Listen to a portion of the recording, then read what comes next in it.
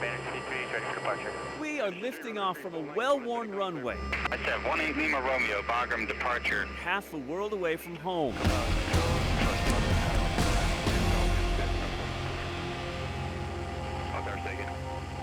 was a On board at the controls, a cockpit crew cool and calm, Good, C-130 going nose right in front of us. considering what we're soon passing above. Flashing 0333, passing 5,500. One of the most dangerous spots on the globe. 20 miles south of Kabul.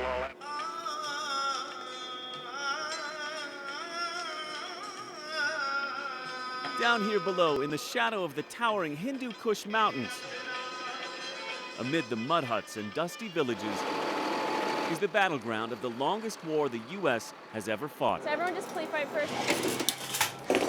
We need to start getting equipment on board, so let's speed it up.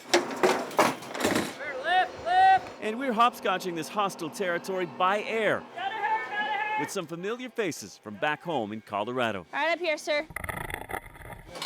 Thank you. A flight crew that sees the trauma of the war on terror firsthand daily. We're going to take care of whoever needs to be taken care of. Ready? Air Force Reserve Captain Deanna Leba is in charge here. Back home in her regular life, she's an orthopedic nurse and mother of 3 from Colorado Springs. But here in Afghanistan, her emergency room is the cramped fuselage of a cargo plane. Are you ready for this? Stretchers dangling from the ceiling.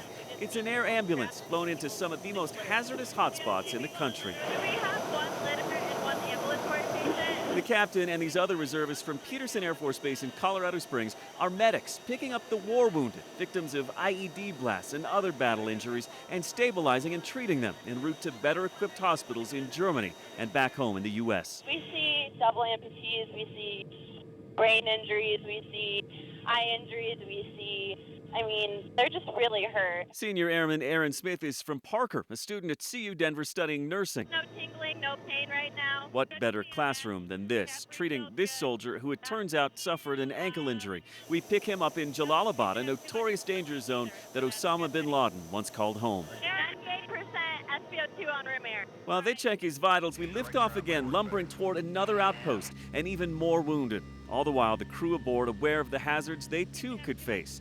These planes have been known to have close calls with rockets and bombs and gunfire themselves. At some stops, the danger is more severe than others, like at this one at a village called Shank in the mountainous area near the Pakistan border. There's intelligence that says Americans are in danger here, and that's why for this stop, they've assigned us and the crew these bulletproof vests. Armed guards protect the flight crew as they load up the most serious casualties yet, 2 soldiers from the Afghan army who suffered massive internal injuries in a rollover accident. Try to lift.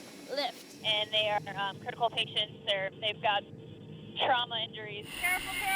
One of the men has internal bleeding. He's hooked up to a breathing tube, and there's some fear he might not make it. Both soldiers are in bad shape, given constant care mid-flight, just in case something goes wrong. I think the hardest thing is the pain and just managing the pain. Any doctor or nurse will tell you there's a special feeling that comes from helping people who need it most. But for this Colorado crew, the feeling is amplified, considering who the majority of their patients are. It was very humbling to be taking care of our guys that have sacrificed everything for our country, our nation, and people. And now I can give back to them, and I can make sure that they get home.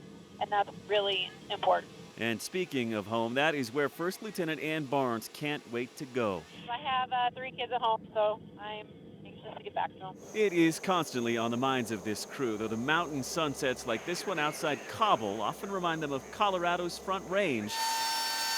It can hardly erase the reality of what they deal with every day. Ready. And it's no substitute for what awaits some 7,000 miles away when this deployment finally ends. I'm very ready to go back home. I miss my husband and my kids, but as far as the experience, I wouldn't trade it for anything.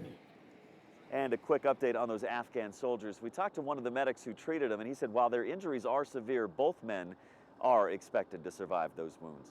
When we come back tonight, we're lifting off from our base here in Afghanistan and going airborne, headed to Germany and the most advanced military hospital in the world, where 99% of the patients who walk in the door also walk out. But what happens when one of them doesn't make it? We're there as a soldier pays the ultimate price, and we'll tell you the special tribute paid to him by some Colorado nurses.